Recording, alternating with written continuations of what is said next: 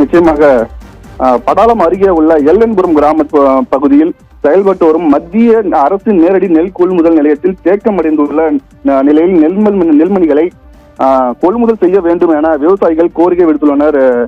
குறிப்பாக செங்கல்பட்டு மாவட்டம் படாலம் அடுத்துள்ள எல்லன்புரம் பகுதியில் மத்திய அரசு சார்பில் நெல் கொள்முதல் நிலையமானது செயல்பட்டு வருகிறது.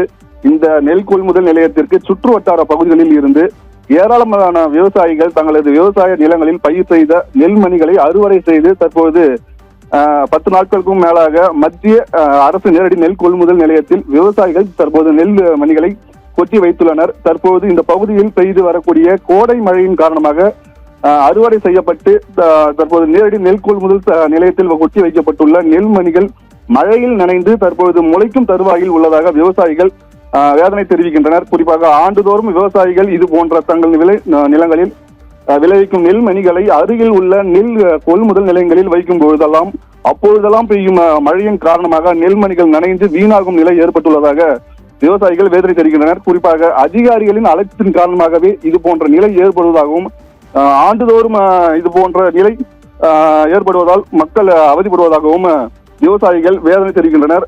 எனவே இனிமேலாவது இந்த அரசு அதிகாரிகள் மற்றும் மாவட்ட நிர்வாகம் உடனடியாக நேரடி நெல் கொள்முதல் நிலையத்தில் வைக்கப்பட்டுள்ள நெல்மணிகளை உடனடியாக கொள்முதல் செய்து நெல் மூட்டைகளை அங்கிருந்து உடனடியாக சேமிப்பு கிடங்கு எடுத்து செல்ல வேண்டும் என அந்த பகுதி மக்கள் மற்றும் விவசாயிகள் கோரிக்கை விடுத்துள்ளனர்.